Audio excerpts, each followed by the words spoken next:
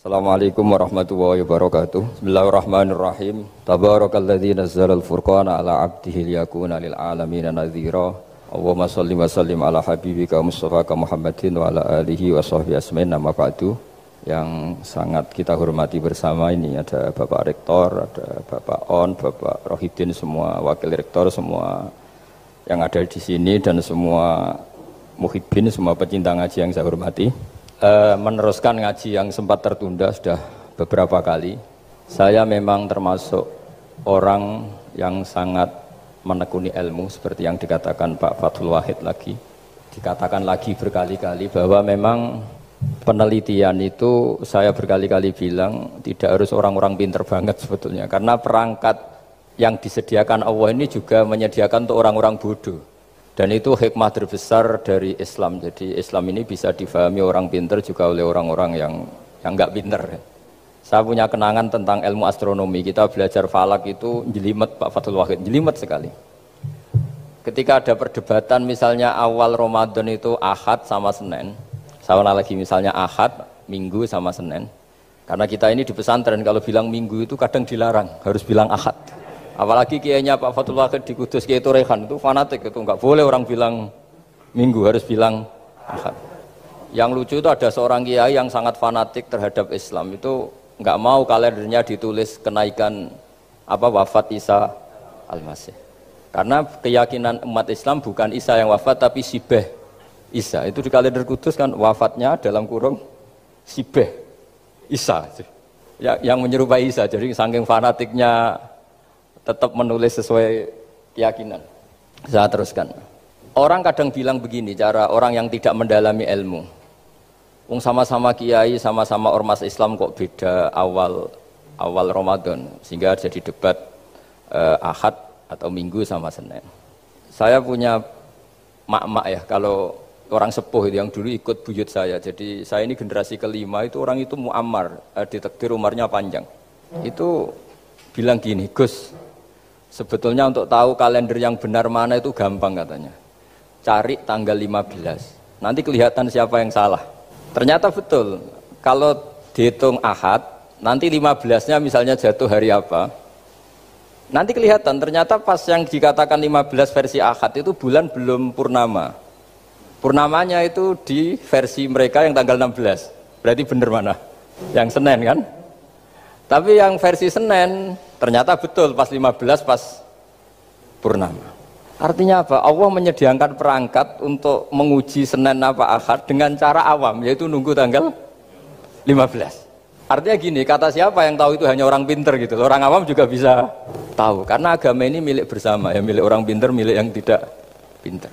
Sehingga dalam pola-pola Islam di antara madhab Syadzili, madhab Thariqah Naqsyabandiyah, itu beliau di antara kampanyenya gini, kata Thariqah Naqsyabandiyah, Thariqah kami ini yastawi fistifadatiha ar-rijalu wasibyan. Popularitas Thariqah saya mudahnya difahami ini antara orang pinter yang sudah dewasa sama anak-anak kecil ini sama.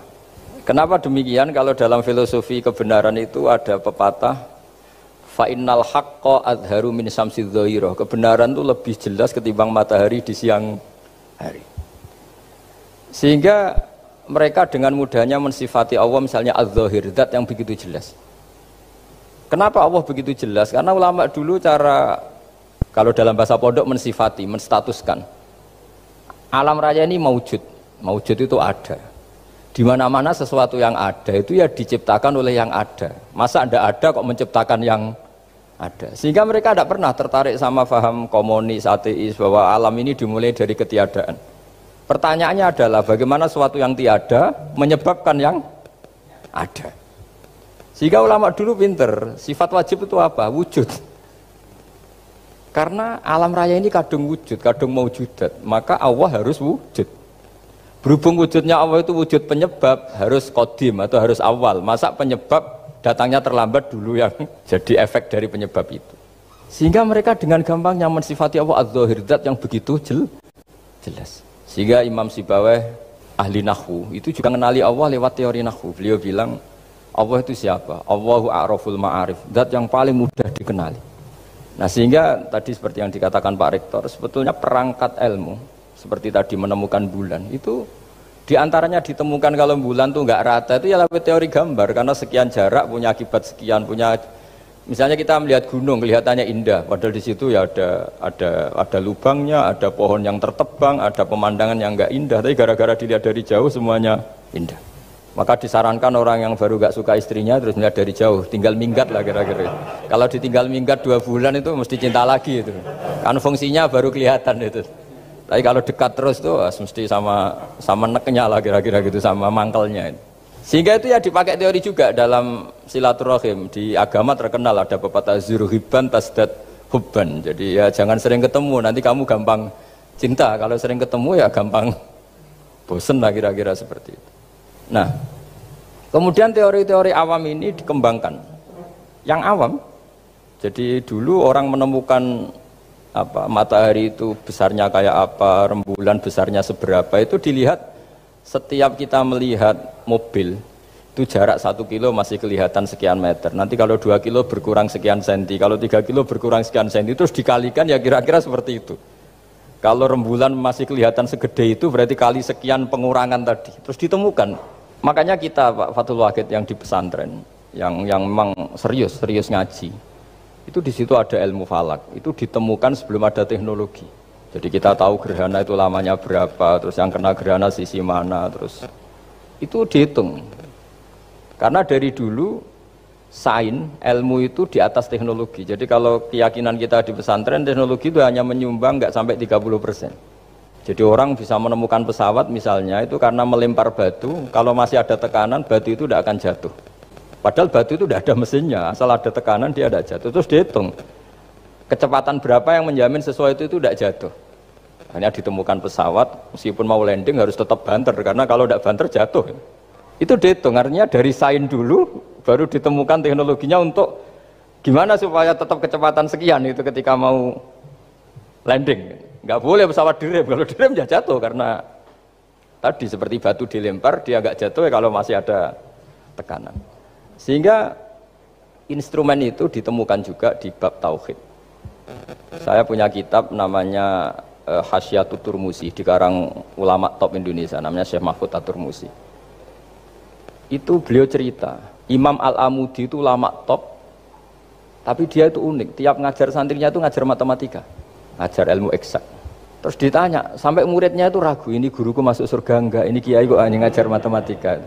Ya kira-kira ngajar, ya seperti mahasiswa jenengan kan, ini rektor masuk surga enggak, ngomong teknik terus gitu loh. Tapi gurunya kayaknya enggak terima, disuudoni santrinya itu enggak terima, karena beliau seorang wali. Murid-muridnya itu bermimpi. Ini penting saya ceritakan, mungkin agak aneh di dunia kampus ya, di bab ini. Kalau dalam teori kita, Pak On itu, mimpi sama nyata, melihat itu otoritatif mimpi. Ini yang agak aneh di ilmu pesantren. Jadi melihat jenengan langsung dengan mimpi itu otoritatif mimpi. Karena mimpi, ru'yal mukmin dijamin oleh Rasulullah sama dengan 46 juz'un minan nubuwah. Jadi persennya itu besar sekali, 46% dari juz'un minan nubuwah, otoritatifnya. Nah tentu tidur yang benar. Logikanya gini, kata-kata kitab-kitab menjelaskan. Orang kalau melihat langsung itu pasti terpengaruhi oleh cinta atau tidak cinta, senang atau tidak senang, sedang butuh apa enggak. Jadi kalau saya sedang butuh dengan Pak Rektor itu melihatnya dengan penuh harapan. Jadi kalau saya sakit mau mati itu senang lihat dokter karena ini harapan, Rektor nggak ngefek gitu kan gitu. Tapi kalau saya politikus ngelihat ketua partai itu lebih respect ketimbang melihat dokter. Jadi gara-gara banyak kepentingan ini melihat itu nggak pernah jujur gitu. Nggak pernah jujur. Jadi kebodohan manusia justru karena melihat itu kalau dalam teori kita. Makanya kalau dalam teori pesantren itu kebalik, anna sunyamun wa idza matu intabahu. Manusia itu hakikatnya tidur, baru setelah mati bangun. Misalnya kita di dunia nganggap uang itu penting, harta itu penting, jabatan penting. Setelah kita mati ternyata yang paling penting itu hanya sujud. Karena kamu itu kenangan ketemu Allah terbaik itu sujud. Yang kita anggap penting di dunia semuanya tidak penting. Yang kita anggap sepele kayak sholat ternyata itu super penting. Tapi sadar itu nunggu nanti di akhirat. Ya saya ini termasuk syukur yang sadar sebelum sampai akhirat. Jadi termasuk orang yang beruntung lah gitu. Nah kenapa mimpi itu begitu penting? Karena tadi ketika orang tidur itu off semua. Sistem sarafnya, sistem apanya. Yang ada hanya pengendalian Tuhan. Karena dia tidak bisa mengendalikan dirinya sendiri. Apalagi kalau tidurnya benar ya tentu pakai wudhu, terus pakai doa-doa, terus menghadap kayak mayit itulah, standar mayit itu menghadap ke kiblat kayak posisi mayit itu. Sehingga dia ada intervensi pada dirinya sendiri, ya tidak punya keinginan dari dirinya sendiri. Kamu kan nggak bisa ingin, wah tidur ingin ketemu wanita cantik kan tidak bisa nentukan gitu. Akhirnya ya benar-benar hanya milik Allah. Apalagi kalau kita bacanya benar, terus pikirannya benar. Makanya uniknya dalam Islam adalah doa mau tidur dengan wiridan setelah sholat itu ajarannya Nabi banyak mau tidur. Wiridan subhanallah 33, alhamdulillah 33, Allahu akbar 33 dan disempurnakan seterusnya itu ijazah Nabi kepada Sayyidah Fatimah itu untuk mau apa? Tidur. Bismika wada'tu jambi wa bismika arfa'u, sampai doanya panjang. Allahumma aljatu zuhri ilaika, panjang sekali doa mau tidur. Saya yakin jenengan ndak hafal ndak. Paling ya bismika wada'tu jambi apa? Bismika Allahumma ahyawamu. Itu sebagian ustadz bilang itu doa ngaji katanya. Ada seorang ustadz saking mangkelnya, ibu sudah baca doa ngaji? Belum, tak juarai. Bismika Allahumma ahya bismika wa amut. Wah itu kan doa mau tidur Pak Ustadz. Iya biasanya kalau ngaji tidur. Jadi doa itu kalau itu doa mau. Akhirnya mimpi itu penting karena di situ manusia nggak punya nafsu, nggak punya keinginan, sehingga yang ada itu kata Nabi itu ada sittatun wa arba'una juz'an minan nubuwah. Sehingga dulu itu mimpi itu jadi sarana betul. Kita tahu kan cerita orang-orang dulu. Fir'aun itu kurang jahatnya, kurang kelirunya. Dia mimpi ada api dari Bani Israel yang membakar kerajaannya. Dan semua pentakwilnya sepakat itu maksudnya Anda akan dihabisin kerajaan Anda oleh bayi dari Bani Israel. Begitu juga raja zaman Nabi Yusuf. Itu mimpi kalau ngalami ada 7 sapi yang gendut dimakan oleh 7 sapi yang kurus. Jadi mimpi itu sarana bahkan dari orang kafir. Karena ya tadi yang preman ya enggak ada premannya, yang soleh ya enggak ada solehnya, semua dikendalikan oleh Allah Ta'ala pas tidur. Sehingga tidur ini menurut agama lebih otoritatif, asal dengan tidur yang benar.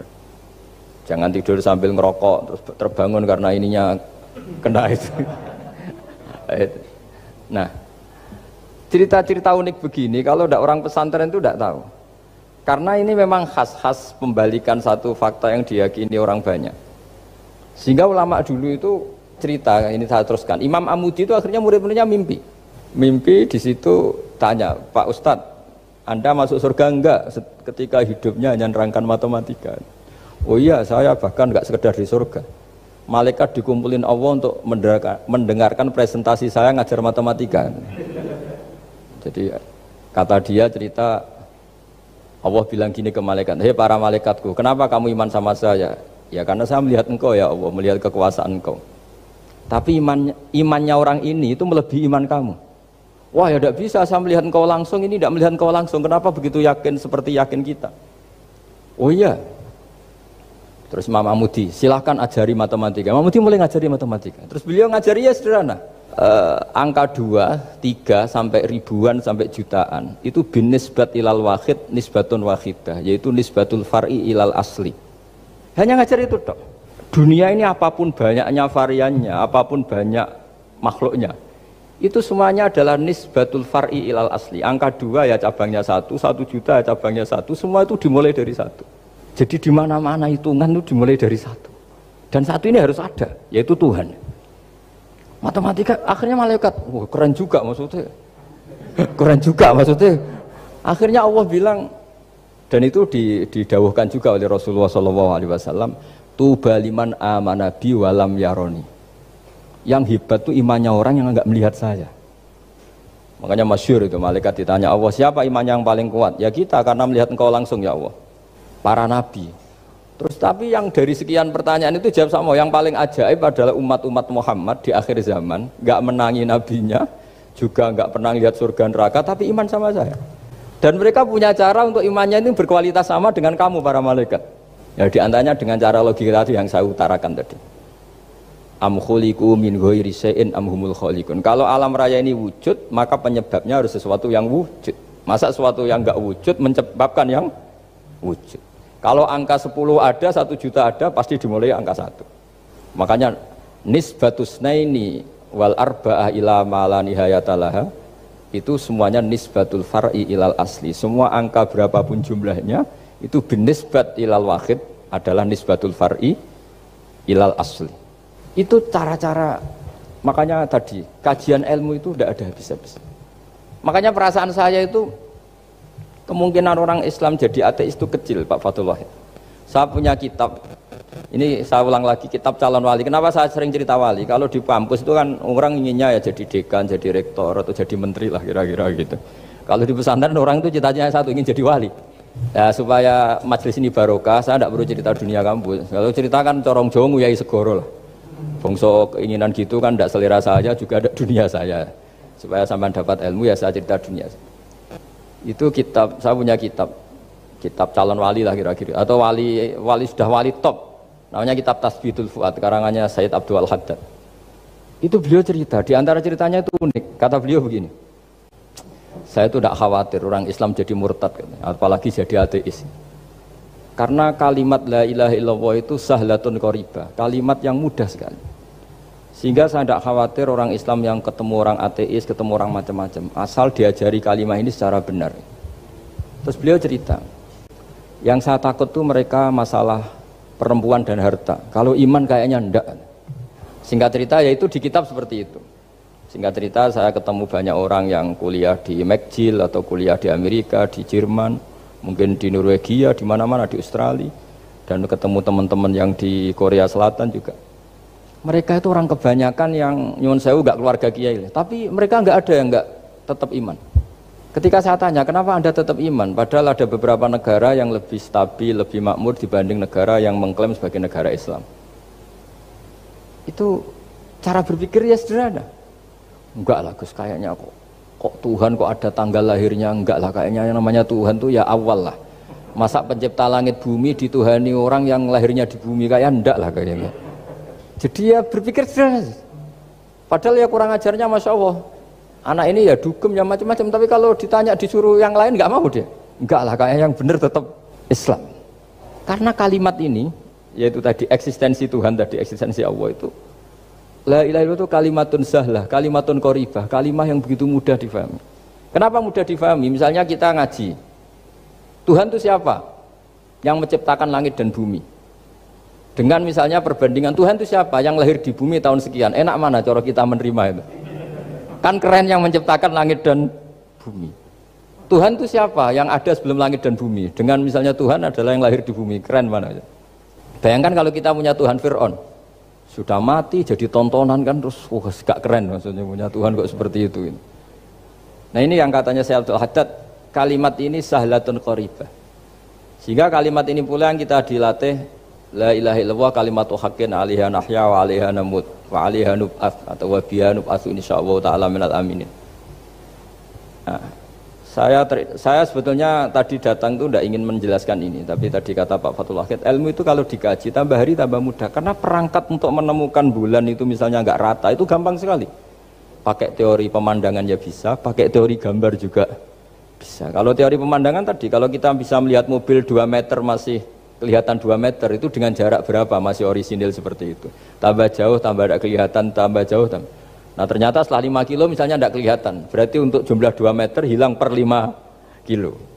Nah berarti kalau bulan masih kelihatan segitu, berarti jarak kita dan bulan kira-kira sekian ribu kilo. Itu bisa dihitung, itu tanpa teknologi. Makanya sebetulnya teknologi itu nyumbang itu nggak sampai 30%. Yang paling banyak ya sains tadi, pengetahuan itu yang kayak tadi orang menemukan pesawat, itu kontribusi terbesar tetap pengetahuan. Misalnya pesawat dari bahan ini kalau kecepatan sekian kena angin pecah enggak? Tetap pengetahuan yang menopang itu. Teknologi kan paling mengantar supaya pesawat kecepatan sekian didorong mesin sekian dengan apa begitu. Nah, pesantren seperti kita ya, saya ini dididik Mbah Mun, dididik bapak saya, buyut-buyut saya, kiai. Itu sekali alim, yang alim betulan, itu ya alim betul. Ya karena memang yang repot nih yang agak-agak dukun itu ya ribet itu. Penting rambutnya gondrong, terus terkenal gak pernah mandi, terus nanti ada orang tertentu tertarik minta doa, ini yang ribet ini, susah ini sertifikasinya susah ini karena. Tapi kalau kita ini di pesantren yang coro sertifikasinya jelas. Jadi berani jadi Gus harus bisa baca Mu'in gitu, berani jadi Kiai harus bisa baca Wahab. Aturan mainnya jelas kalau di ini. Yang repot tuh yang sebagian itu aturan mainnya tidak jelas. Terus promosinya itu pernah datangi menteri loh, pernah datangi, wah ya ribet kalau ukuran keren tuh didatangi apa? Menteri atau pejabat. Saya teruskan ya, karena ilmu itu harus menyelamatkan kita sampai di depan Allah Subhanahu wa Ta'ala. Nah, ketika kita menyifati Allah itu az-zahir, zat yang begitu jelas. Itu kalau kita kan kok begitu jelas padahal nggak bisa dilihat, terus kita sendiri tidak pernah melihat. Tapi eksistensi Tuhan sebagai Tuhan, yaitu al-wajibil wujud, itu jelas sekali karena nggak mungkin sesuatu yang wujud diciptakan oleh yang tidak wujud. Kenapa harus awal? Masa pencipta datangnya terlambat? Terus juga harus baqo itu abadi atau al-akhir kalau dalam bahasa Quran. Masa zat yang superior kemudian kalah sama yang diciptakan? Berarti nanti ada kekuatan besar yang mengalahkan Tuhan. Ya kan ya aneh, kekuatan ini dalam kendalinya kemudian Allah kalah kan tidak mungkin. Makanya disebut al-akhir. Allah pasti tidak ada yang mengalahkan.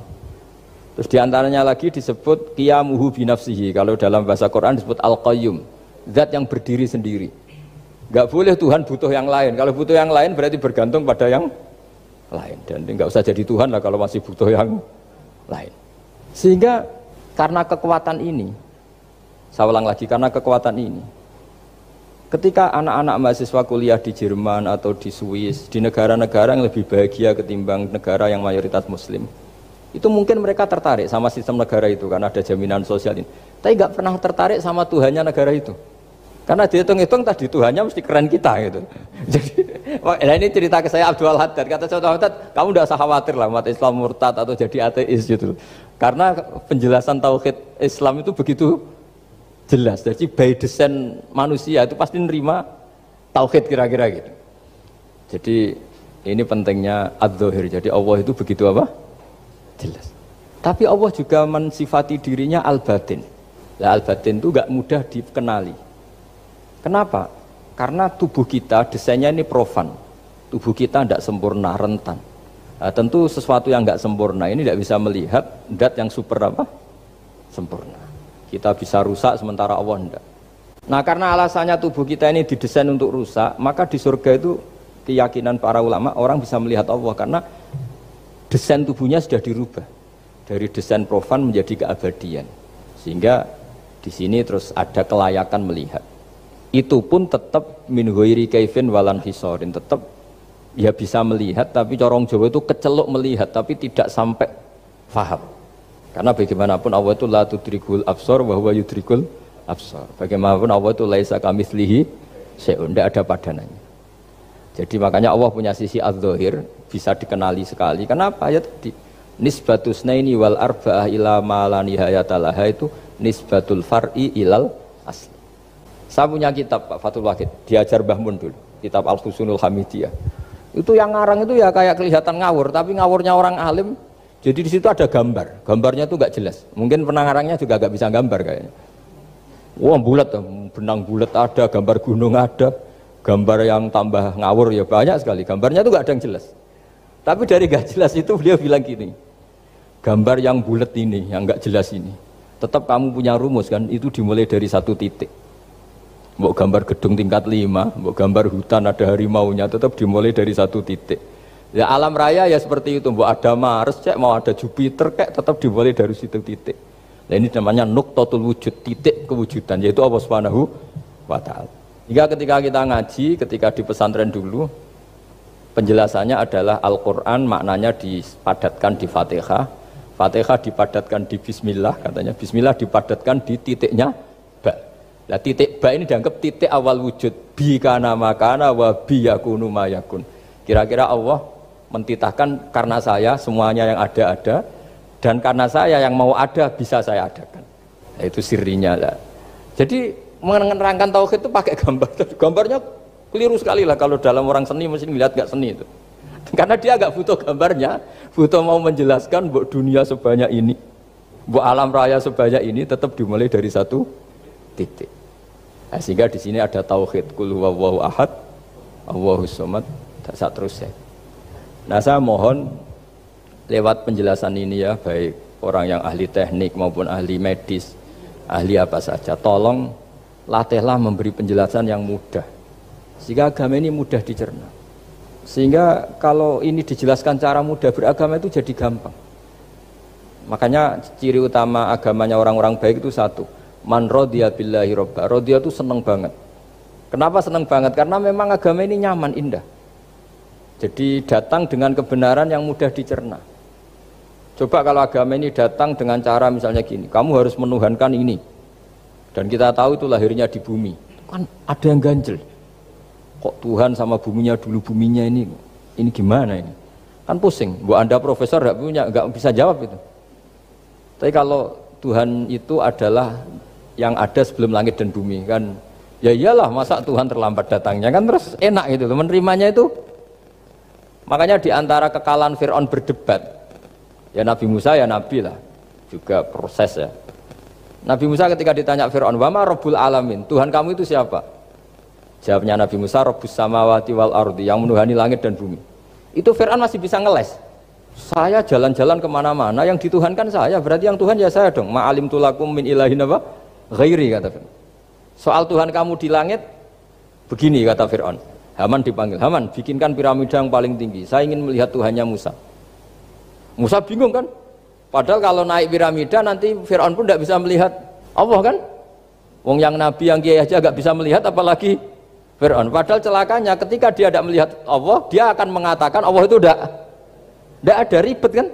Itu penjelasan tentang Tuhan ini sebetulnya sudah absolut lah. Rabbus samawati wal ardi, Tuhannya langit dan bumi. Tapi itu gak ngefek, di perdebatan gak ngefek. Yang ngefek adalah ketika Musa bilang gini, Rabbukum wa rabbu abaikumul awwalin. Sing nuhani buyutem. Wah kaget pengawal-pengawalnya langsung do iman meskipun secara siron, secara rahasia. Iya, nak Quran pangeran berarti buyute ra di pangeran. Kan pangerane putune berarti buyute wah ribet kan? Ya kalau Fir'aun Tuhan, bapaknya tambah Tuhan kan, mbahnya buyutnya. Akhirnya kata pengawal Quran, geblek tenan Fir'aun. Artinya apa? Kadang argumentasi yang sudah benar yaitu Tuhannya langit dan bumi kan ya benar lah. Tapi itu tidak ngefek di perdebatan, tidak ngefek. Yang ngefek adalah ketika Rabbukum wa rabbu abaikumul awwalin, yang nuhani nenek moyang kamu. Orang mulai mikir kalau Fir'aun itu Tuhan, lalu nenek moyangnya Tuhannya siapa?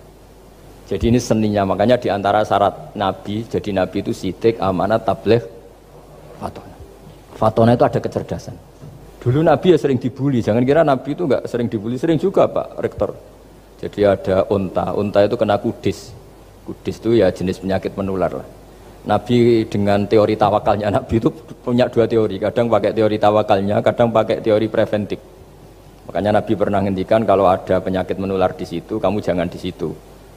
Itu pakai teori preventif. Tapi kadang Nabi pakai teori tawakal. Nabi menghentikan la adwa wala tiaratan. Tidak ada penyakit menular. Terus orang-orang yang ya usil lah kira-kira gitu.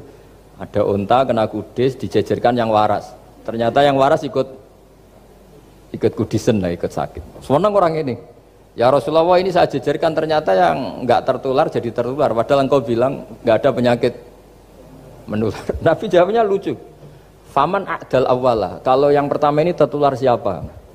Dia dikira Nabi itu kalah karena melihat unta yang kedua. Ternyata Nabi enggak, ketika dipanggil ya Rasulullah ini unta agak gudikan, tak jajarkan yang kudisen, ternyata ikut kudisen. Berarti penyakit itu menular. Tapi Nabi jawabannya faman a'dal awwal. Lalu yang kena penyakit pertama tertular oleh siapa? Wah itu asli dari Allah. Ya maksud saya seperti itu kata Nabi. Nah itu yang dikatakan fatona. Jadi Nabi itu harus punya sifat apa? Fatona. Karena dengan kecerdasan itu Nabi bisa berargumentasi. Kayak tadi, ketika Fir'aun dikatakan Allah yang menuhani langit dan bumi, Fir'aun masih mengklaim dia Tuhan. Karena di mana-mana dia dituhankan. Tapi ketika diingatkan bahwa kamu anak seorang manusia, punya bapak, punya kakek, punya buyut, punya canggah kalau bahasa Jawa. Lalu kalau kamu yang Tuhan, dan Tuhan dimulai Anda, lalu mbah-mbah kamu Tuhannya siapa? Gak bisa jawab kan? Akhirnya banyak punggawa yang saat itu iman. Jadi iman itu bisa menghunjam kepada siapa saja termasuk yang orang-orang topnya Fir'aun. Sehingga ketika Fir'aun rapat Musa harus dibunuh besok, tangkap besok. Sebagian mereka itu membocorkan informasi itu. Datang ke Musa, tadi malam kita ikut rapat, keputusannya Anda dibunuh, maka larilah kamu. Itu barokahnya iman.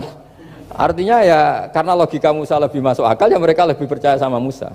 Tapi gara-gara profesi ya tetap kerja, lain yang mulai ribet dunia. Ya mulai ribet jadi. Makanya kamu jangan tanya kaifa hukmul mukmin sing yukhfi imanahu, bagaimana hukumnya orang mukmin yang menyembunyikan imannya demi aman. Ya tidak usah kamu jawab, kalau kamu jawab boleh ini kok kayak pecundang, kalau kamu jawab haram pernah terjadi itu. Wa qala rajulun mu'minum min ali fir'auna yaktumu imana. Ya, ini khazanah ya, jadi saya mohon mengkaji Islam itu harus dengan sisi-sisi yang bisa difahami orang pinter juga orang bodoh. Kata Imam Ghazali banyak itu, karena hadatin itu harus difahami orang pinter juga orang bodoh. Terus contoh yang paling populer tentu sering saya utarakan masalah iddah. Iddahnya orang terceraikan itu 3 kali masa suci. Kalau menurut Abu Hanifah 3 kali masa haid. Orang pinter tahulah kalau perempuan sedang haid, menstruasi pasti sedang tidak hamil. Sehingga kalau dia sudah haid 3 kali ada kepastian tidak hamil. Kalau tidak hamil artinya apa? Nggak ada sperma dari zaut awal, suami pertama yang jadi anak dia. Padahal tujuan iddah adalah nanti kalau di hubungan suami istri sama suami kedua jelas anaknya suami kedua. Tapi kalau andai kan tidak ada iddah kan malam hubungan suami istri, pagi bentrok cerai, terus kawin. Kumpul suami istri lagi terus nanti anaknya itu anaknya siapa? Kan nggak jelas. Kalau sampean bisa klaim lewat DNA juga mungkin secara ilmu objektif Pak Rektor. Masalahnya juga bisa disuap kan? Saya sering dibantah orang-orang itu.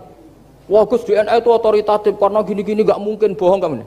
Ya DNA-nya nggak bohong, pegawainya bisa disuap kan? Kayak nggak tahu manusia apa nggak tahu Indonesia nggak tahu terus. Itu yang sensitif itu yang mulai wilayah sensitif itu. Kayak gak tahu manusia apa kayak gak tahu Indonesia? Ya sudah. Berarti Anda sangat nasionalis. Jadi ribet kan? Maka dianjurkan ada iddah.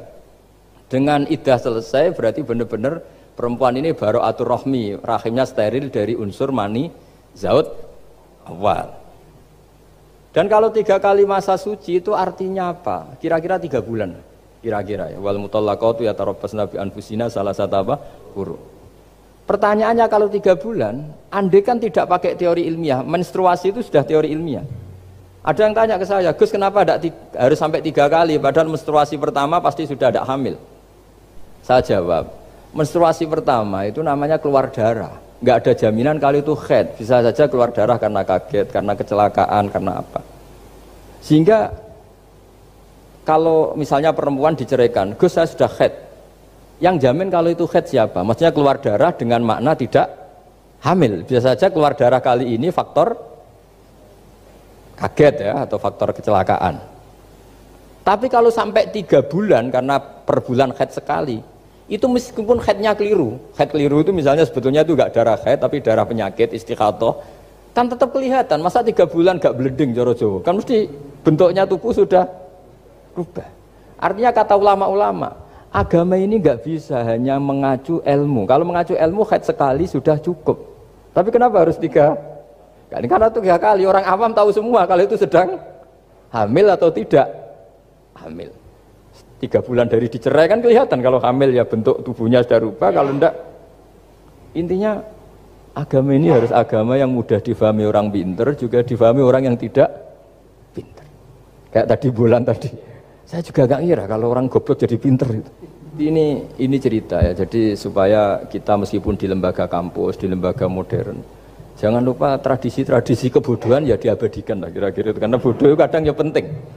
Makanya kalau cerita di dunia wali itu kaca, Anda boleh gak nerima cerita ini, tapi Anda harus percaya kalau kekuasaan Allah itu tidak terbatas. Kenapa orang Madura begitu mencintai kiai? Sebetulnya niatnya ya agak baik, tapi ya baik, nggak baik tapi baik. Ada santri itu Madura, dia saking percaya sama kiai itu ya khidmah, bikin teh, masakan kiai, mijitin kiai, pokoknya waktunya diberikan semua untuk kiai. Dan dia nggak pernah ikut ujian, apalagi ujian kelulusan disertasi dokter nggak pernah dia. Kalau sekolah nggak pernah ikut ujian. Sudah ya saya ridho jadi orang bodoh, sementing ikut jenengan. Suatu saat orang ini mati, kiainya tuh pusing, waduh mati. Nah, ini di dalam alam mimpi itu, kamu boleh nggak percaya, nggak wajib percaya memang. Ini kan ada akidah, jadi tidak wajib percaya. Ditanya sama malaikat, Marabbuka, Tuhan kamu siapa? Jawabannya lucu, malaikat kamu itu gimana? Di mana-mana tanya sama orang pinter, orang bodoh kok kamu tanya? Pusing kan malaikatnya.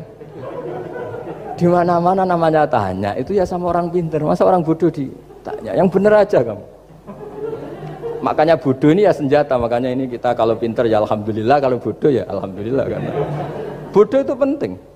Kalau negara ini tidak makmur, yang disalahkan mesti para rektor. Gunanya apa ada rektor kalau nggak solusi bagi bangsa ini? Orang bodoh pasti nggak disalahkan kan? Nanti kalau ada hisab, kenapa Indonesia carut marut? Yang dipanggil Allah itu menteri, rektor, pasti itu. Apa kontribusi Anda sebagai orang pinter, sebagai profesor, sebagai orang bodoh aman? Santai, nggak kena panggilan kan? Karena Anda harus bertanggung jawab. Akhirnya terus malaikat tanya, lalu yang pinter siapa? Yang di atas itu, kiainya yang nalkin itu, yang di atas itu. Walhasil kiainya itu karena wali itu denger. Ya wile cung bodoh kok terus nganti wis mati. bodoh kok kamu bawa sampai mati. Jadi kadang orang bodoh itu ya pinter tadi. Malaikat tuh kamu tuh gimana? Di mana-mana tanya itu ya sama orang pinter. Orang bodoh kok kamu tanya. Ya ribet kan kalau sudah ketemu seperti itu. Lah Nabi juga sering ngalami dialek sama orang bodoh. Kadang Nabi yang ngalah, kadang logikanya orang bodoh itu lebih gampang.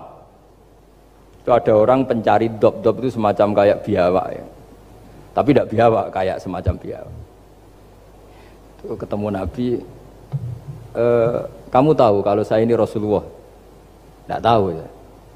Ya kamu harus iman kalau saya ini Rasulullah. Hatta yu'mina laka hadad dop. Ya kalau hewan ini iman sama kamu ya saya iman. Ribet kan ukurannya itu. Waduh, untung Nabi betul. Terus Nabi tanya, Dop, kamu tahu kalau saya Rasulullah? Terus Dopnya saat itu bisa bicara, asyhadu annaka Rasulullah, terus baru iman.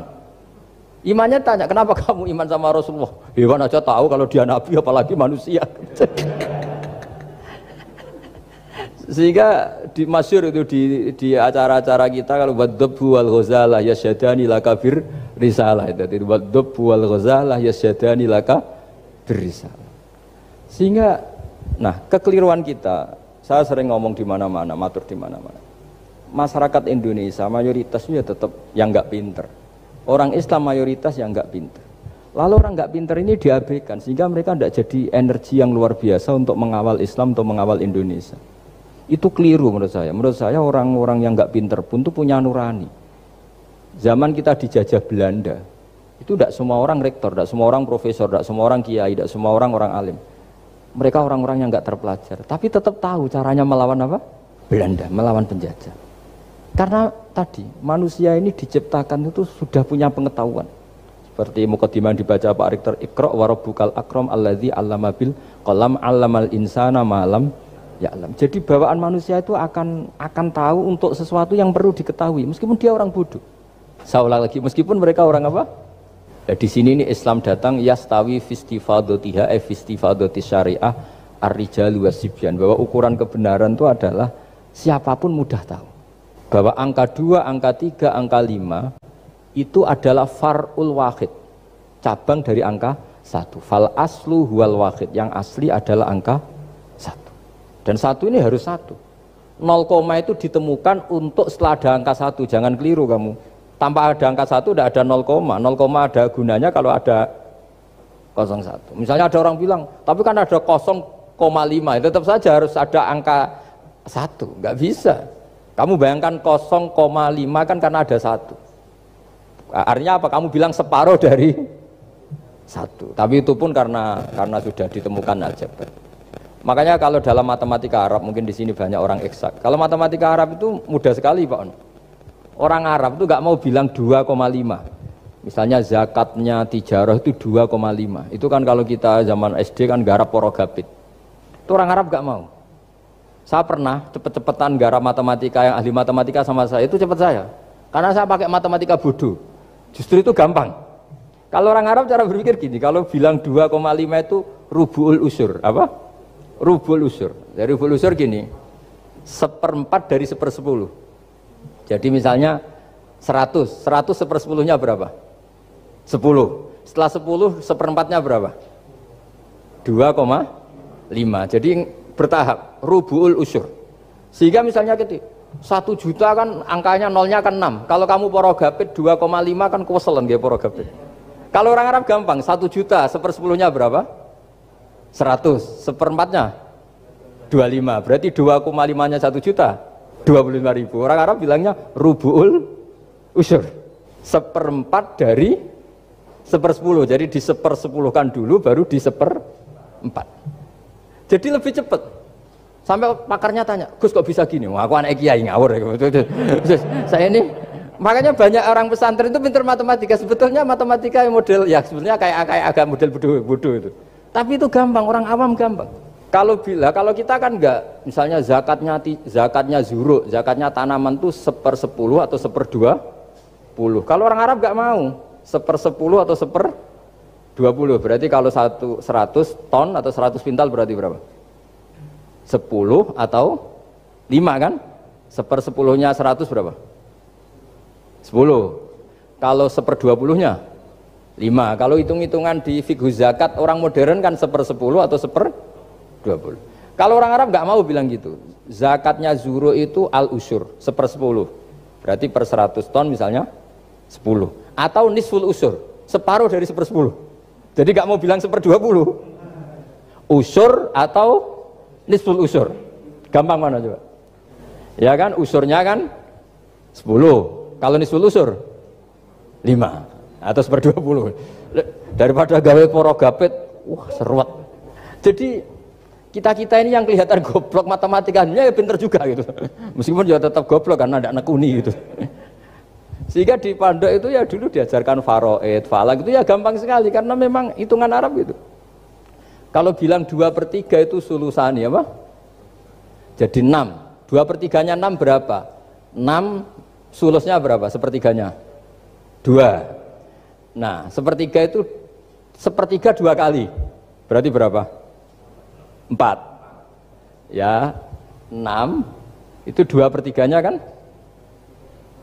Pokoknya bahasa Arabnya sulusan. Kalau orang terjemahnya berapa? Kalau orang 2 kali sepertiga apa? 2/3. Sulusan itu 2/3. Nah, itu kalau orang Arab bilang enggak 2/3, sulusani. Sepertiga 2 kali. Jadi 6 di sepertiga dulu 2. Nah 2 itu 2 kali. Berarti berapa? 4. Jadi itu, nah Quran itu ya kira-kira gitu. Jadi kelihatannya goblok, tapi itu pinter itu. Yang porogabit kelihatannya pinter, tapi tidak pinter. Ukuran orang pinter yang mempermudah yang sulit. Jangan mempersulit yang mudah kan itu. Makanya saya bilang ini yang pinter yang mana itu. Nah, saya kembali lagi ke tadi. Jadi agama ini datang dengan sebegitu mudah. Sampai matematika yang katanya sulit, itu matematika Islam itu mudah sekali karena tadi. Misalnya kalau 1 miliar zakatnya 2,5% berapa? Kan pusing kan? Tapi kalau kamu pakai teori rubul usur 1 miliar, usurnya 100 juta. Seperempatnya 25 juta. Berarti per 1 miliar. Gampang mana coba sama ngomong itu? Nanti ada yang nyeleduk, gampang kalkulator Gus. Ya ribet lagi kan kalau kalkulatornya pas hilang. Atau pas dipakai anaknya belajar daring, ribet kan HP-nya. Jadi ini cerita ya, jadi seperti yang dikatakan Pak Rekro tadi, sebetulnya ciri utama ilmuwan atau ulama atau profesor atau doktor itu usahakanlah yang mudah itu, yang sulit itu menjadi apa? Mudah. Yuridu wa bikumul yusra wa la yuridu bikumul usra. Sehingga kata Imam Alamudi, dia menjadi wali besar itu justru karena belajar tauhid. Yang dari belajar matematika tadi, dari matematika dia tahu bahwa angka berapapun jumlahnya itu binisbat ilal wahid, itu semuanya nisbatul far'i ilal asli. Semua itu cabang dari satu. Alam ini kayak apa besarnya, apa Mars, ada Jupiter, tetap semuanya nisbatnya ke Allah adalah nisbatul far'i ilal asli. Semua itu diciptakan oleh pokok yang satu, yaitu Allah Subhanahu wa ta'ala. Saya kira demikian. Assalamualaikum warahmatullahi wabarakatuh. Disampaikan terima kasih wa jazakumullahu khairan.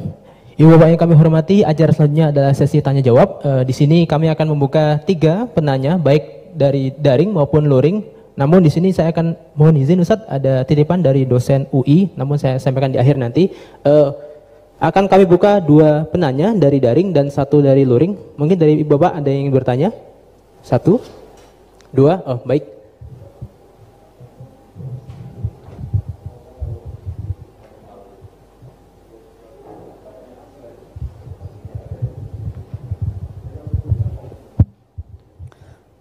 Assalamualaikum warahmatullahi wabarakatuh. Mohon berkenan Gus, saya mau bertanya karena saya bodoh akan bertanya kepada yang pintar ini biar nggak disalahkan. Mana ya, langsung ke pertanyaan, lebih penting mana antara pintar dengan cerdas? Karena ada anekdot Madura itu, ya, karena orang Madura kan terkenal anekdotnya ya. Pada suatu saat di sekolah SD itu ada upacara, kemudian ada di anekdot itu ada menteri yang menanyakan kepada salah satu guru bahwa tiang bendera ini berapa tingginya. Oleh guru itu manggil murid untuk naik ke tiang bendera itu untuk mengukur tingginya tiang bendera itu. Kemudian sama seorang pejabat itu ditegur, kenapa susah-susah dinaikin tiang bendera itu, nggak ditidurkan aja biar tidak mengundang bahaya. Dijawab oleh seorang guru tadi, tadi Bapak kan menanyakan tingginya tiang bendera. Kalau ditidurkan itu bukan tingginya tapi panjangnya. Nah ini itu kan panjangnya bukan tingginya. Jadi kalau menanyakan tingginya maka harus dinaikkan dulu, diukur ke atas. Nah itu terkait dengan anekdot itu saya bertanya itu ya, penting mana atau lebih utama mana antara pintar dengan cerdas? Terima kasih Gus. Ini karena pertanyaannya anekdot, saya jawabnya juga anekdot. Itu kalau kita di pesantren itu gudangnya itu kan biasanya korbannya orang Madura, tuh kasihan juga sama orang Madura. Itu kalau mereka ketangkep polisi ditanya, sudah tahu ini pelanggaran, tahu Pak? Kenapa tetap melanggar? Gak tahu Bapak di situ sih. Jadi itu kan cerminan pikiran kita semua. Kalau gak melanggar itu bukan karena takut aturan, takut ketangkep polisi. Sudah tahu kalau pelanggaran, tahu Pak? Kenapa melanggar? Gak tahu Bapak di situ. Ribet kan? Tapi sebetulnya jawaban dari pertanyaan jenengan itu ya sebenarnya Anda pasti tahu lah. Ini kan antara cerdas dan pinter itu mungkin ya pinter itu ya cerdas, cerdas ya pinter. Yang jelas mengetahui sesuatu yang semestinya itu ya kecerdasan, dan mengetahui itu ya namanya pinter gitu. Cuma tadi yang menterinya memang tanyanya ketinggian, di mana-mana yang bentuk tinggi itu ya begini gitu kan. Kalau begini orang sudah bilang bentuk panjang gitu. Jadi ya dalam hal ini ya pinter dan cerdas anak SD tadi yang naik tadi. Karena ya tetap dia memang benar-benar ngukur ketinggian itu, bukan kedataran. Nanti lama-lama ini bukan panjang Pak, tiduran. Tapi itu memang di beberapa dunia wali itu dunia yang memanfaatkan kepintaran dan kecerdasan. Misalnya banyak wali yang ibadahnya itu biasa. Ditanya, kenapa kamu ibadahnya biasa? Loh, Allah itu enggak diuntungkan oleh ibadah saya. Ya sudah, saya ibadah standar saja lah yang wajib-wajib. Makanya di dunia wali itu lebih ngeri guyonannya. Ada seorang wali doa di multazam, ya Allah ampuni dosa saya, ampuni, dan ini tempat mustajab, saya berdoa supaya saya tidak dosa lagi. Itu jawabannya unik. Kalau orang tidak dosa, sifat ghafur saya nganggur nanti. Jadi saya ini ghafur itu pemaaf. Kalau nggak ada yang salah, lalu ini gimana ini? Nggak ada objeknya lah kira-kira gitu. Jadi hubungan wali dengan Tuhan dulu itu ya asik, karena ya memang agama ini datang dengan keasikan. Makanya disebut halawatal iman. Halawah itu nyaman, indah. Makanya Nabi itu kalau mensifati sholat, wa qurratu aini fi sholat, nyaman saya ketika sholat, karena Allah itu jamil, Allah itu indah, sehingga ya nyaman. Loh, saya itu kalau mikir mati itu Pak Rektor itu ya takut kadang-kadang, wah dikubur terus ditinggalkan gitu, ribet kan. Tapi kalau setelah saya ngenangen, dulu ketika saya janin di perut ibu ya nggak tahu cara hidup, ternyata saya hidup dengan cara yang saya nggak tahu. Wong bisnis agak bisa, kerja agak bisa. Kamu ketika jadi janin kan sudah ada nyawanya, sudah hidup. Kamu bisa ngelola hidup kamu di situ, tidak bisa kan? Ternyata bisa hidup. Makanya Allah mengingatkan wa id antum ajinnatun fi butuni ummahatikum. Kalau kamu janggal hidup kamu di kuburan, apa kamu tidak pernah hidup di kuburan? Yaitu ketika kita masih janin di perut ibu. Kalau ibu kamu senang renang, ribet kan, sudah dalam perut, orangnya renang lagi. Udah gitu. Kadang-kadang ibu kamu sembrono, sudah ada janin masih goreng-goreng. Kalau kepeletian gimana itu? Tapi Allah tahu cara ngelola kehidupan kita zaman masih apa? janin. Ya kita hidup ya ada bayi yang gendut bahkan sampai disesar karena saking gendutnya. Wah itu bayi tauhidnya tinggi, sudah tahu kalau yang ngurusi Allah, ndablek saja dia sampai gendut. Ya artinya kalau sedang lihat itu ya sudahlah. Zaman saya hidup ketika janin ya tidak tahu caranya hidup. Ternyata ya hidup. Ketika kita jadi zigot, jadi apa masih mani, masih sperma, nggak tahu caranya jadi orang ya tahu-tahu jadi orang. Kita nggak tahu kenapa mani yang gitu ada jadi rambut, hidung, jadi macam-macam. Setelah besar ya tahu proposal, tahu bulat, macam-macam. Wah. Makanya kalau kiai itu pinter anekdot. Saya pernah disewani istri Pak Rektor, melarat sekali, melarat betul. Melarat jelek, kebetulan yang tanya saya itu jelek. Wah beneran ya kata saya. Istri perempuan. Gus suami saya itu miskin Gus, doain kaya Gus, supaya hidup saya itu enak. Terus tak guyoni. Nanti kalau suami kami kaya, pertama yang dievaluasi rumah Gus ganti ya, rumah diganti, mobil diganti, lama-lama yang diganti kamu. Karena apa? Rumah sudah bagus, mobil sudah bagus, yang nggak bagus itu kamu. Pasti diganti, tak jamin itu kata saya itu. Terus dia bilang, ya udah nggak usah Gus. Jadi untuk karena saya ini ya mikir, saya ini kiai kan jaga image, sampai saya doakan tidak mandi kan jatuh. Ya sudah mendingan itu, mendingan tak kasih pengertian itu. Kalau suami kamu sudah kaya kamu ganti apa? Rumah kan, terus mobil kan. Lama-lama yang dievaluasi apa? Oh kamu pasti apa? Istri kan. Jangan-jangan trennya orang kaya kan gitu kan. Trennya orang kaya kan, ya gitulah. Terus dia udah nggak usah. Jadi artinya itu kecerdasan, kiai gitu itu kecerdasan. Karena kalau doa tidak mesti mustajab juga kan. Udah kiai top gitu, doanya ngobos juga kan, ribet kan. Akhirnya ya sudah gitu aja. Ya saya kira dipikir. Bismillah. Assalamualaikum warahmatullahi wabarakatuh. Gus, saya yang bertanya, tadi antum sempat membahas tentang sifat-sifat Allah yang sempurna.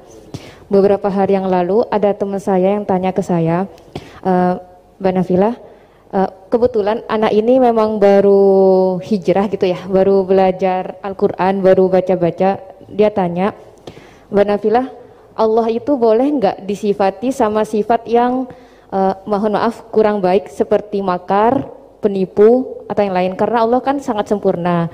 Dan dia kebetulan waktu itu dia lagi menyebutkan ayatnya ke saya yang wayamkurullah wayamkuruna gitu. Ya, wa makarullah wallahu khairul makirin. Wa hum la yash'urun. Nah, di situ dan di surat Al-Anfal juga ada ayat yang tentang Allah itu sebaik-baiknya tipu daya gitu, mempunyai tipu daya yang sebaik-baiknya. Nah, itu kan menunjukkan kalau Allah itu punya sifat tipu daya. Jadi dia waktu itu agak ngotot ke saya, berarti Allah juga bisa dong disifatin sama sifat yang jelek-jelek yang seperti itu Mbak Nafila gitu katanya. Menurut antum itu gimana? Saya juga masih belum jawab sampai sekarang pertanyaannya teman saya itu karena saya masih bingung gitu. Jadi saya tanya sama Gus gitu, mungkin ada pencerahan gitu buat saya menjawab gitu. Terima kasih. Assalamualaikum warahmatullahi wabarakatuh. Itu begini ya, jawab seperti itu rileks saja. Yang jelas jenengan harus terima kasih sama yang tanya, nganggep jenengan pinter itu. Sampai tanya itu berarti nganggep jenengan pinter. Itu satu prestasi, itu orang nggak semua orang ditanya itu. Itu begini ya kalau dalam ilmu balaghah. Makanya saya ini kan pengajar ya, pengajar fikih juga pengajar balaghah, juga pengajar tasawuf, pengajar mantek. Kalau di pesantren kan memang semua itu diajarkan Pak Fatullah. Ini juga dulu mondok di buyut-buyut saya di Kudus itu, di pondok tertua di Kudus buyut saya. Makanya hormat saya itu bukan karena beliau punya etika, memang aturannya harus hormat gitu. Saya juga harus hormat beliau karena beliau rektor, ya sudahlah saling menghormati. Bapak itu kalau sama penanya itu hormat, ditanya, dia sudah sopan. Jadi kita harus menghormati orang sopan. Yang tanya hormat ke kita karena kita dianggap alim, kita hormat sama penanya karena orang sopan. Mau tanya itu juga gengsi loh. Masa dokter tanya itu kan ribet kan? Saya kemarin ditawani di Unisula masuk dikasih dokter honoris causa. Kenapa Gus gak mau? Saya takut kalau masuk neraka, masa dokter masuk neraka kata saya. Kan ya tidak lucu juga itu. Akhirnya dokter-dokter itu, iya Gus saya tidak pernah kepikiran ya. Akhirnya mereka terus mau udah takwa, udah Gus kita harus takwa, kan malu dokter kok masuk neraka. Oh begini jawabnya ya. Semua ilmu itu harus kita pelajari karena melihat sisi ekstrimnya, sisi buruknya. Ya saya ulang lagi ya. ilmu itu harus Anda pelajari karena melihat sisi ekstrimnya, sisi buruknya kalau kita tidak tahu. Sehingga dengan cara itu kita tahu secara serius. Misalnya nikah sekali gak sah kategorinya zina. Kenapa anak angkat dilarang oleh Islam? Saya ulang, kenapa anak angkat dilarang oleh Islam? Kalau mau baik saja, tapi gak perlu ada anak angkat. Kenapa? Sekali perempuan ini tadi ditulis misalnya binti Fathul Wahid, binti Bahauddin, itu nanti di KUA itu dikira itu walinya. Padahal hakikatnya tidak walinya. Maka enggak. Nah, ketika ini menikahkan, nikahnya sah enggak? Enggak kan? Karena dinikahkan oleh orang yang hakikatnya tidak walinya, itu satu. Sisi ekstrim kedua adalah ini nyata pernah terjadi. Anak ini kuliah terus pacaran. Ternyata pacaran sama kakak kandungnya. Jadi itu ceritanya ada anak dari Bojonegoro di anak angkat sama orang Jakarta. Singkat cerita sama-sama dewasa kuliah. Sampai pacaran, sampai mau kawin. Nah, pas mau kawin itu yang lamar adalah Pak D-nya. Pak D yang Bojonegoro datang ke Jakarta. Terus dia ngetik, ini kok rumah yang dulu saya titipin ponakan saya. Ternyata itu adik kandung. Karena si adiknya tadi pakai binti langsung yang Jakarta. Sehingga anak Bojonegoro perasaannya pacaran sama anak Jakarta. Nah, di sini kelihatan betapa hebatnya Islam ketika benar-benar melarang anak angkat dengan makna menasabkan. Kalau dengan makna kasih sayang nggak apa-apa ya, tapi kalau dengan makna menasabkan nggak boleh. Paham ya? Karena ada sisi ekstrim nanti bahayanya tadi. Terus, nah ilmu balaghah juga gitu. Di antara ilmu sisi ekstrimnya ilmu balaghah adalah kalau kamu tidak memahami balaghah, maka kamu akan mengatakan Quran ini bohong. Karena kamu tidak tahu tasbih itu apa. Terus misalnya gini, Allah memaklumatkan di Quran bahwa orang kafir itu sumum bukmun umyun. Sumun artinya itu budak, tuli. Bukmun artinya bisu. Umyun artinya buta. Itu kalau kamu nggak ngerti balaghah, maka faktanya apa? Ternyata orang kafir tidak tuli, tidak bisu, tidak buta. Tapi kalau kamu ngerti balaghah akan tahu ini tasbih yang baligh, perumpamaan yang sempurna, kesusastraan. Jadi kalau orang muji Nabi itu nggak boleh bilang anta kasamsi, itu kurang keren. Kamu ibarat matahari, kurang keren. Kafnya dibuang, anta samsun, anta badrun. Kamu matahari, kamu rembulan. Nah, kalau orang sedang pacaran itu kalau bilang kamu ibarat bunga, itu kurang keren. Wah, kamu ya bunga saya itu kan, terus keren kayak. Nah, itu balaghah. Nah, di antara balaghah itu ada namanya wal ityan bil kalimah lil musyakalah. Jadi mendatangkan kalimat bukan dengan makna semestinya tapi lil musyakalah. Musyakalah itu perimbangan. Wa makaru wa makarawah. Mereka bermakar dengan tipu daya. Wa makarawah, dan Allah pun melakukan itu. Berarti Allah menipu daya mereka. Ya enggak. Kalau dilakukan orang baik itu namanya kecerdasan. Tapi kalau dilakukan orang dolim itu namanya tipu daya. Jadi misalnya gini. Ada orang bikin alarm supaya maling itu terdeteksi atau pakai CCTV, itu namanya kecerdasan. Tapi kalau maling pakai CCTV untuk kalau nyolong ngerti pergerakan yang punya rumah. Jadi sama-sama melakukan itu, tapi beda. Sama mati juga gitu. Ketika kita pecundang, matinya mati sangit gitu. Tapi ketika kita pahlawan, matinya mati syahid. Artinya ya sama-sama mati. Nah, di balaghah itu ada istilah musyakalah. Musyakalah itu ayat itu sebenarnya banyak, Mbak. Ada yukhadi'una waha wa huwa khadi'uhum wa yamkuruna wa yamkuruwah wa makaru itu banyak. Jadi di antara sisi yang harus kita pelajari dari ilmu balaghah adalah kalimat itu banyak yang tidak semestinya. Ya tadi misalnya kita bilang coba kamu jalan dulu.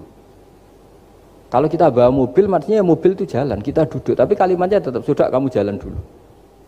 Mau naik mobil kok dibilang jalan. Jadi berdiri juga gitu. Ya yuhal muddatsir kum fa'anzir. Kum berdirilah kamu. Berdiri maknanya mengurus sesuatu yang serius. Itu orang Arab bilang berdiri. Sehingga disebut wayuki munas sholat. Dan mereka mendirikan sholat. Apa semua sholat itu bentuknya berdiri? Nah, nuruti cangkem elek kan protes ya? Makanya begitu juga sholat. Sholat itu harus menghadap kiblat. Yang benar aja. Kalau pas sujud menghadap apa coba? Menghadap tanah kan? Jadi kalau nurutin bahasa ini nggak ada yang benar gitu. Maka berhati-hatilah dalam bahasa. Karena bahasa itu nggak jelas. Kalau kamu sedang senang istri kamu, mesti bilang gini, wah saya cinta kamu karena kamu cantik. Harusnya istrinya tersinggung. Sehingga gini, berarti suatu saat kalau saya jelek Anda sudah tidak cinta kan? Kebetulan para istri tidak pinter sehingga dipuji gitu ya seneng. Sebetulnya itu tidak pujian, itu bahaya itu. Berarti dia mencintai saya sejauh saya masih cantik. Kalau enggak ya sudah macam-macam. Dan ya rata-rata macam-macam betul itu. Artinya bahasa itu gak usah dimaknani. Makanya saya kemarin bilang sama Pak Rohidin itu, Mbok ya UI itu kalau ngaji misalnya Bukhari dengan pemaknaan ulama. Karena maknani bahasa ini satu pekerjaan yang kalau tidak ulama tidak bisa. Apalagi bahasanya Rasulullah SAW. Bahasa itu susah.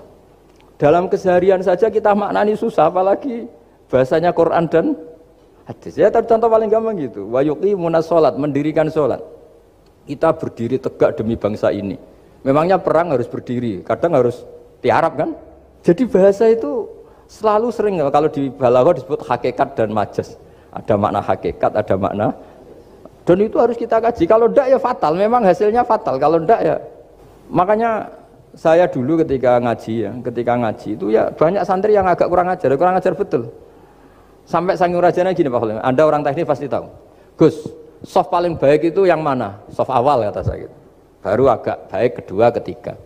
Ya kalau gitu gampang Gus, masjid tuh bikin selatan utara, semuanya soft jadi awal. Selagi bentuknya barat timur pasti ada 2-3. Paksa mereka di soft awal dengan desain masjid selasa utara apa?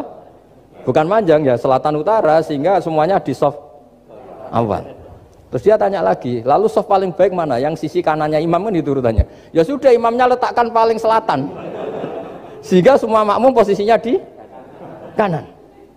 Ya kalau itu anjuran Islam ya didesain sak bangunannya katanya. Ribet itu.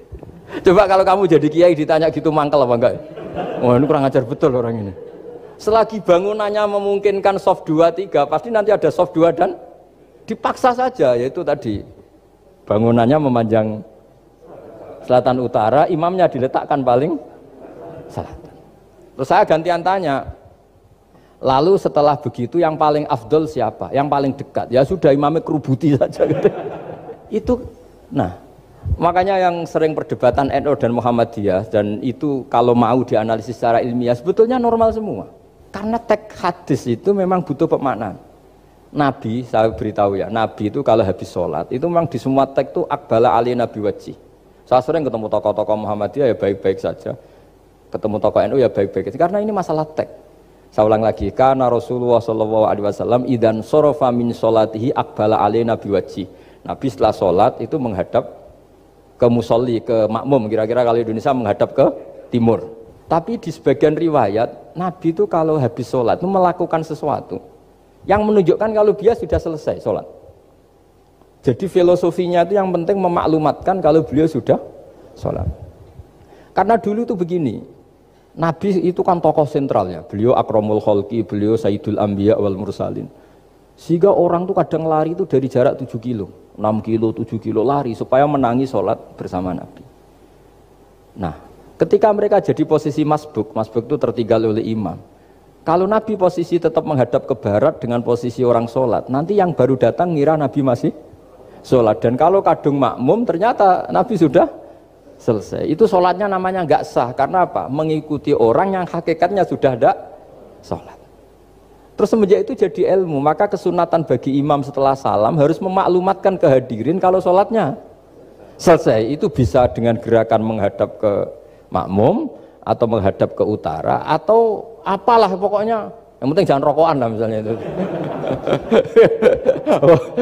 Ya pokoknya itu aja disarah-sarah. Ini cerita pendapat ulama bukan pendapat saya. Jadi segampang itu ulama. Sehingga ya orang-orang yang alim dari kelompok Muhammadiyah yang lihat NU yang begitu ya biasa, yang alim melihat Muhammadiyah gitu ya biasa. Karena kita ini masalah teks. Apa? Masalah teks. Teks itu mesti orang akan memaknai secara proporsional. Saya berkali-kali menyontohkan kemarin ngaji di Ulil Albab. Wa ma min amin illa wa yukhayyalu takhsis. Tidak ada kalimat umum kecuali terbayang khususnya. Enggak boleh kalimat selalu umum. Misalnya saya contoh paling gampang itu tadi. Cung nak melaku ojo plengaan itu. Kalau jalan jangan toleh kanan toleh itu. Semua ilmu adab pasti begitu. Tapi kalau di jalan raya tetap enggak melengak.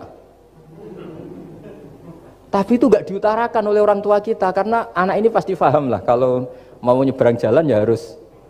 Tapi kalau kita nasihati kan tetap, kalau jalan-jalan jangan Ya jangan lihat kanan, lihat kiri, jangan. Tapi hakikatnya sama. Cung kowe nak salat sing anteng tuh kan enggak gerak. Wah ya enggak sah, lah tahu enggak rukuk, enggak sujud, anteng aja. Ada ini cerita. Jadi kalimat itu sesuatu yang pemaknanya itu pasti proporsional gitu. Kalau kamu salat dinasihati gimana? Ya salat kalau anteng sah enggak kira-kira? Enggak sah kan berarti enggak rukuk, enggak sujud, kan anteng aja diam aja. Ya sama, saya berkali-kali nyontohkan, istri kamu kalau sedang baik dengan kamu, sudahlah Pak, kamu ingin apa saja tak dukung, bilangnya apa saja. Tapi kamu jawab, saya ingin poligami. Wah, perkara itu. Padahal bilangnya apa saja. Maksudnya kecuali itu kan gitu. Nah, ya makanya ini cerita. Nah, Quran itu ada sekian kalimat yang maknanya itu proporsional. Seperti wa makaru. Jadi misalnya gini ya, contoh paling gampang yang populer. Nabi di Gua Thur. Gua Thur itu ya gua Arab ya. Kedalamannya enggak banget dalam. Terus Allah merekayasa itu dengan cara ada laba-laba yang masang jaringnya di situ, terus ada burung dara yang di situ. Itu ya disebut makruh, rekayasa Tuhan. Tapi orang pasti sepakat itu namanya kecerdasan. Karena orang kafir yang mengklaim dirinya cerdas, dirinya terlatih, dirinya ahli mendeteksi musuh, ternyata hanya ditipu seperti itu, nggak tahu. Nah karena ini pekerjaan kesalehan disebut kecerdasan. Apa disebut? Tapi andaikan sebaliknya, nyuwun sewu, ada orang lari dari kejahatan, terus merekayasa seperti itu disebut rekayasa karena bentuknya kejahatan. Jadi ada sesuatu yang sama, tapi ketika dilakukan orang soleh itu baik, karena nanti itu disebut kecerdasan. Kalau dilakukan orang dolim itu buruk, karena itu disebut rekayasa. Ya kira-kira seperti itu. Baik, mohon izin satu lagi Ustaz dari komentar YouTube dari Bapak Kristiano Sulistianto. Gus, bagaimana dengan orang bodoh yang dijadikan sebagai pemimpin? Bagaimana dengan pertanggungjawabannya? Sekian. Begini ya, kalau bodoh dengan makna kita ini kan biasa mengkaji Quran ya, terutama kita yang di pesantren, yang dosen VAI atau siapa saja yang nekuni ilmu Quran. Ada sisi manusia itu punya sifat permanen yang oleh Allah disebut wa kanal insanu dzaluman jahula. Manusia itu banget bodohnya kata Allah. Sudah banget bodohnya, banget dolimnya. Sehingga kita bilang bodoh itu sebenarnya bukan ngenyak ya. Ya memang manusia mau tidak mau harus bodoh lah. Teorinya gampang, yang perlu diketahui itu kan banyak. Toh kita harus dititipi ilmu hanya sedikit. Dari yang banyak tahu sedikit itu namanya apa coba? Bodoh kan? Jadi sifat bodoh itu tidak perlu kita hindari banget. Mbok kita sudah alim, sudah alama, sudah apalah, tetap ada saja yang kita tidak tahu kan? Lalu pertanyaannya, gimana kalau orang bodoh itu mimpin? Bodoh apa? Kalau bodoh tentang uang ya bagus lah. Makanya Nabi pernah ngintikan aksaru ahlil jannah al-bulhu. Nanti penduduk surga terbanyak itu orang-orang bodoh. Misalnya ada rektor, menteri, pejabat, gak pernah korupsi. Itu teman-temannya bilang pinter apa bodoh? Teman yang kroni itu bilang apa? Bodoh kan? Oh punya kesempatan, oh tidak diambil. Itu namanya bodoh. Tapi kalau malaikat bilang ini pinter gitu, karena bisa mengendalikan apa? Nafsu.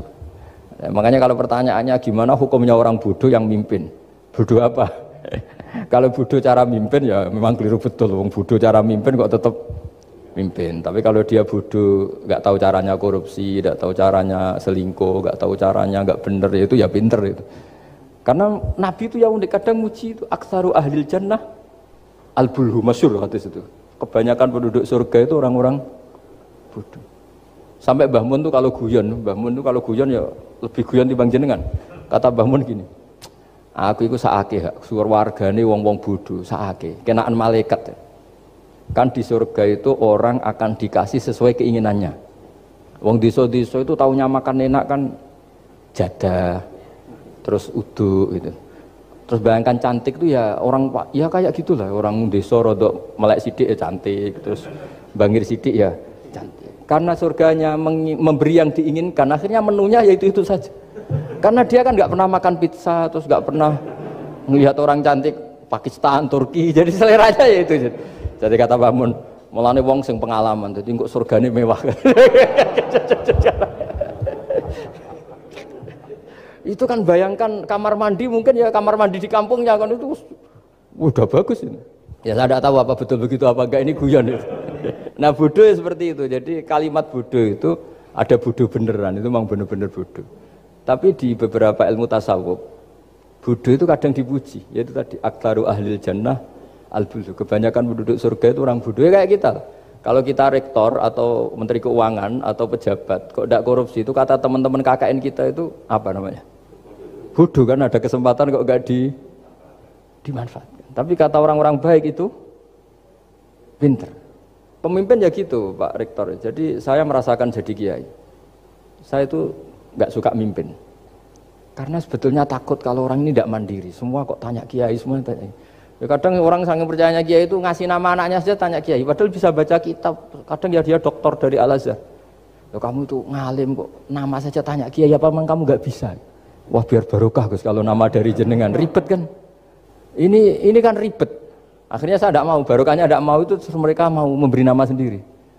Makanya kata bapak saya itu kalau ono imam masjid wis tuwek ngimami terus, itu gak istiqomah hak jenenge, mau digenti.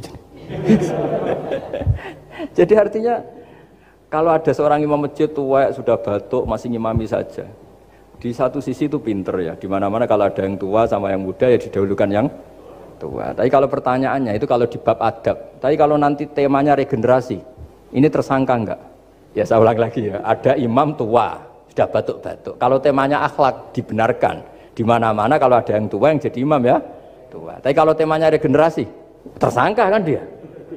Lah ini lainnya gimana ini kok enggak regenerasi? Artinya gini, makanya saya bilang kalimat bodoh beneran apa bodoh yang relatif nisbi. Jadi manusia itu seperti itu, makanya disebut wakanal insanu zaluman jahulah. Di bab adab dia benar jadi imam, tapi kalau babnya regenerasi salah. Makanya kalau jadi pemimpin berkali-kali, makanya benar Indonesia dibatasin 2 periode. Harusnya kalau teori pengalaman, benar mana presiden ketiga sama kedua? Benar ketiga kan lebih punya pengalaman. Tapi kalau dibalik, pakai teori regenerasi, memangnya orang Indonesia hanya dia tok yang bisa jadi presiden. Tapi kalau pertanyaannya, yang belum pernah jadi presiden sama yang pernah jadi presiden, kira-kira mimpinnya tahu mana? Ya kalau ya manusia itu bisa dibolak-balik gitu. Makanya saya berkali-kali bilang agama yang urusan sosial itu tidak ada pakemnya. Gimana hukumnya orang soleh berteman orang fasik yang dugem yang apa? Buruk.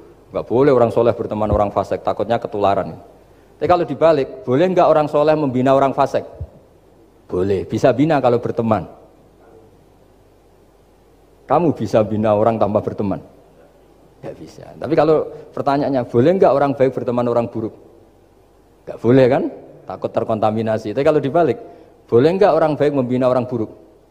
Boleh. Bisa bina kalau berteman. Boleh enggak berteman sama orang buruk? Jadi makanya di sini ini kalau sudah sosial itu ada muktadul hal namanya kalau dalam pesantren itu. Konteksnya apa? Apa? Konteksnya apa? Makanya sekarang ada Covid itu juga gitu. Wah ini enak copet itu. Polisi nggak boleh nangkap, jaga jarak Pak.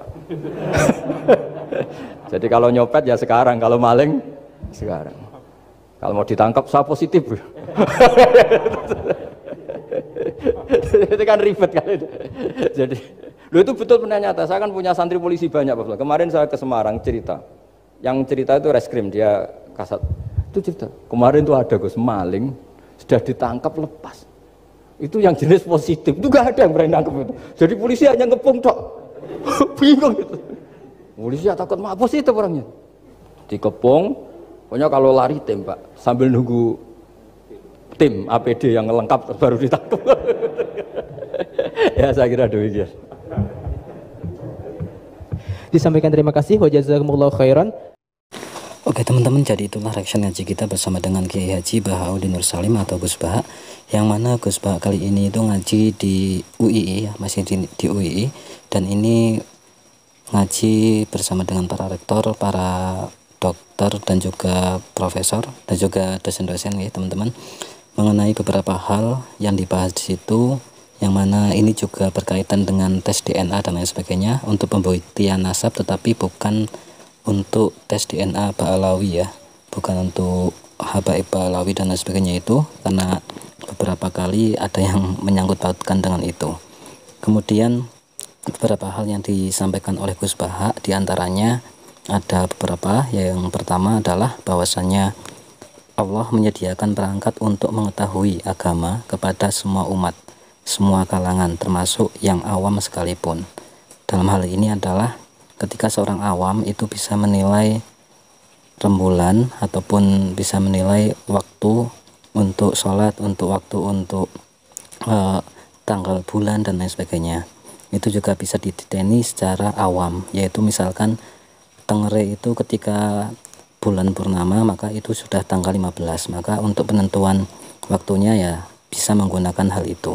Kemudian yang kedua, untuk ketauhidan mengetahui Allah maka berlaku teori apapun, berlaku untuk teori apapun, bukan hanya yang awam saja, bahkan yang eksak sekalipun seperti matematika itu juga bisa mengetahui ketauhidan Allah, bisa mengetahui ketauhidan, kita bisa mengetahui Allah menggunakan ilmu matematika, seperti halnya yang dilakukan oleh Imam Amudi, yang mana Imam Amudi ini malah bahkan mengajar malaikat tentang ketauhidan itu lewat teori matematika, bahwasanya segala sesuatu angka 1, 2, 3, 4, 5, 6 sampai seberapapun itu nisbatnya tetap nisbat kepada angka 1. Angka 1 itu adalah Allah Subhanahu wa taala. Kemudian gambar serumit apapun itu bermula dari satu titik, nuktotil wujud. Nah, itu adalah Allah Subhanahu wa taala, bahwasanya Allah adalah segala penyebab dari segala yang ada. Kemudian yang ketiga, dalam kajian keimanan, mimpi itu lebih otoritatif dibandingkan melihat. Karena ketika mimpi dalam tidur itu tidak ada pengaruh suka atau tidak suka, punya kepentingan atau tidak punya kepentingan. Jadi mimpi itu murni, mimpi itu penting karena dalam mimpi tidak ada nafsu dan mimpi lebih dekat kepada nubuwah, wahyu kenabian yang murni dan jernih. Bahkan dikatakan ketika kita ngimpi 3 kali itu merupakan suatu perintah. Nah, itu yang dilakukan oleh Nabi Ibrahim. Bahwasanya Nabi Ibrahim itu melalui mimpi mimpi disuruh untuk menyembelih Nabi Ismail, dan itu terjadi sampai 3 kali, dan itu merupakan wahyu atau nubuah, wahyu kenabian. Kalau di kita ya berarti ilham dan lain sebagainya. Kemudian yang keempat adalah di mana-mana perhitungan itu dimulai dari angka 1, yaitu angka 1 ini menjadi penyebab semua jumlah seberapapun besarnya. Angka 1 itu adalah Allah Al-Ahad, Allah Subhanahu wa taala, penyebab segala sesuatu. Segalanya dimulai dari Allah. Yang kelima, keimanan terbaik adalah umat Rasulullah Muhammad SAW, yang mana umat Rasulullah ini di akhir zaman. Karena mereka itu tidak pernah melihat Allah, tidak pernah melihat surga neraka, tetapi tetap iman kepada Allah. Keimanannya sebanding dengan keimanan para malaikat. Kemudian yang keenam, ciri agama yang baik adalah memberi kenyamanan baik pikiran, perasaan maupun perilaku, dan mempunyai dampak kebaikan pada pemeluknya. Nah, Islam itu dikatakan bahwasanya ketika imam Islam itu datang, itu bahkan ketika dinamai agama, maka itu merupakan suatu kebaikan karena itu memberikan kenyamanan dalam pikiran atau diroyah, dalam perasaan maupun perilaku, dan mempunyai dampak kebaikan pada pemeluknya. Yang ketujuh, Nabi atau Rasul pasti mempunyai 4 sifat wajib, yaitu sidik, tablik, amanah, fatonah. Fatonah atau kecerdasan inilah yang sangat penting dalam menjelaskan logika ketauhidan, baik kepada orang alim maupun kepada orang awam. Karena dengan fatonah inilah wadah Rasul ataupun Nabi mendapatkan wahyu. Ketika kecerdasan itu atau fatonah itu ada, maka beliau bisa menerima wahyu kenabian, karena wahyu kenabian itu bisa ditangkap dengan cara fatonah, dengan cara kecerdasan, dan untuk menjelaskan kepada kaumnya itu juga merupakan suatu fatonah, suatu kecerdasan. Kemudian yang kedelapan, orang awam itu pasti mayoritas bagi Islam maupun di Indonesia. Jadi jangan pandang sebelah mata, karena mereka itu mempunyai dampak mayoritas. Ketika mayoritas, maka kekuatan Islam akan semakin banyak, akan semakin kuat. Nah, berdayakan mereka semua, baik itu orang awam maupun orang alim, maka Islam dan Indonesia akan menjadi kuat karena kekuatannya. Kemudian yang kesembilan, cerdas adalah mempermudah yang sulit, bukan mempersulit yang mudah. Nah, ini cukup jelas ya. Kemudian pintar dan cerdas itu lebih penting yang mana? Ini masuk ke pertanyaan-pertanyaan tadi, bahwasanya kecerdasan tanpa pintar itu sulit, kepintaran tanpa cerdas itu mempersulit. Jadi kedua-duanya, baik kecerdasan maupun kepintaran, itu sama-sama penting dan berkaitan. Pintar itu karena kecerdasan, dan cerdas memperkuat kepintaran. Yang ke-11, apakah Allah bisa disifati dengan sifat yang tidak baik seperti maha sombong dan maha tipu daya atau maha makar? Sifat itu bisa menjadi baik buruk tergantung tujuannya. Tipu daya bisa diartikan kecerdikan ataupun kecerdasan berpikir. Sementara sombong bisa diartikan kewenangan, kekuasaan, dan kekuatan. Nah, seburuk-buruknya orang atau sesombong-sombongnya orang tetap bisa dikalahkan Allah, tergantung bagaimana memaknainya. Jadi artinya di sini bahwasanya Allah itu disifati makar, Allahu khairu makirin, itu bukan berarti Allah itu maha tipu daya, tetapi Allah itu maha mempunyai kecerdasan, kecerdikan, karena bisa menipu ataupun bisa mengelabui musuh-musuh Islam dan lain sebagainya. Kemudian yang ke-12, orang bodoh dijadikan pemimpin. Sifat bawaan manusia adalah bodoh dan zalim. Bagaimana ketika seorang bodoh yang dijadikan pemimpin? Maka dilakukan ataupun disadari kedasarannya dulu, bahwasanya orang atau manusia itu bawaannya adalah hilaf, salah, dan lupa. Meskipun alim, tetap ada pengetahuan yang tidak diketahui. Jadi orang bodoh jadi pemimpin itu tergantung bodoh dalam hal apa. Kalau bodoh dalam hal korupsi itu baik, tapi kalau bodoh dalam hal kepemimpinan, kenapa dipilih kalau di Indonesia ya? Kemudian yang terakhir adalah tentang pembuktian nasab melalui tes DNA, itu bukan mengacu yang sedang viral saja ya, tentang Pak Alawi dan lain sebagainya, ataupun tentang habaib, tapi murni penjelasan tentang pentingnya kejelasan nasab dan tanggapan Gus Baha mengenai tes DNA. Jadi Gus Baha ini sangat percaya dengan keilmuan tes DNA, tetapi beliau itu mempunyai sifat waspada, yaitu jangan sampai keilmuan yang penting itu, keilmuan yang jelas benarnya itu disalahartikan ataupun disalahgunakan oleh oknum-oknum yang tidak bertanggung jawab. Jadi di sini Gus Baha itu tetap sangat mempercayai keilmuan tes DNA, tetapi memang harus waspada, dan maksud Gus Baha di sini adalah harus ada yang namanya kejelasan, keobjektifan dalam melakukan tes DNA, sehingga hasil dari tes DNA itu bisa dipertanggungjawabkan secara umum atau secara publik. Dan pembuktian nasab melalui tes DNA ini adalah ketika misalkan, ataupun ini adalah efek dari ketika tidak ada yang namanya iddah, masa iddah. Karena masa iddah itu adalah untuk memperkuat ataupun untuk menanggulangi ketika terjadi nasab yang tidak jelas. Jadi artinya iddah itu untuk memperjelas nasab. Nah, maka ketika tidak diadakan iddah, maka dilakukan tes DNA. Maka tes DNA itu bisa dikatakan solusi terakhir ya, solusi terakhir ketika memang nasab itu tidak bisa dibuktikan secara langsung.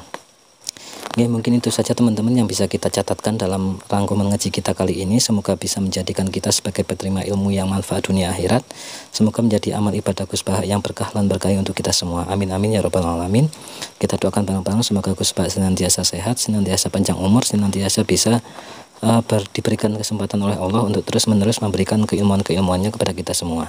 Sekali lagi terima kasih teman-teman, mohon dimaafkan jika banyak kesalahan.